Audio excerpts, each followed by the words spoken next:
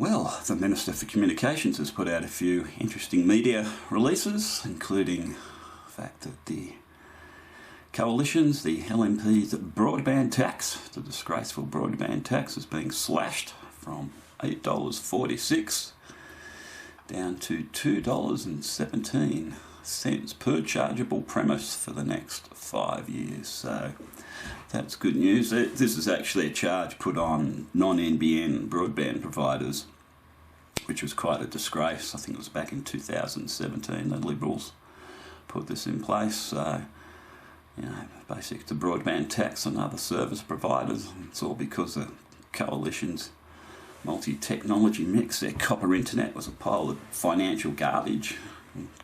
Wasn't generating the revenues and had still does, disastrous operating costs, and plus it's actually cost more to build than Labor's original full fibre NBN. That's a fact proved by the NBN back in February 2021 when it leaked that fact to the media. But there's a few other interesting things here where the Minister talks about this.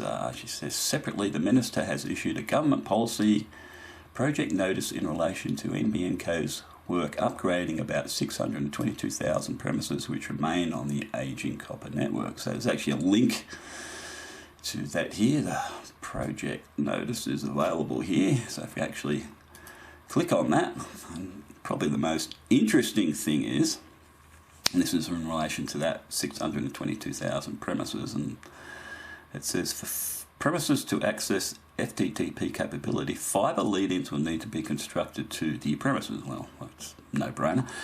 The NBN premises upgrade project includes the construction of those lead-ins. Now this is the important bit, the construction of the lead-ins mostly occurs on a demand-driven basis. Based on the NBN Co's current demand forecast, the majority of the lead-ins would be completed by financial year 2032. So that's 2031, 2032. So in other words, by the end of June 2032.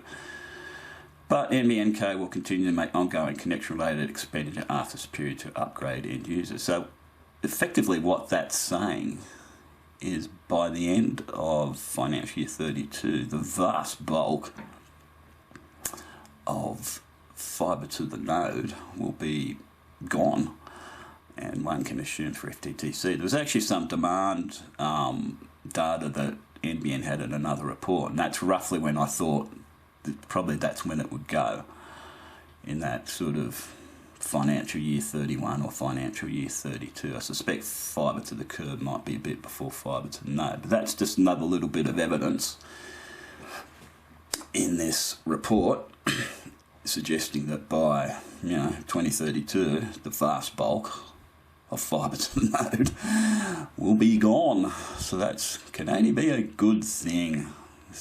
Anyway, so a couple of bits of good news. The coalition's broadband tax has been slashed, and there's a little bit more evidence in terms of the timeline for fibre to the node to be gone, and that can only be a good thing. Okay, thanks for watching.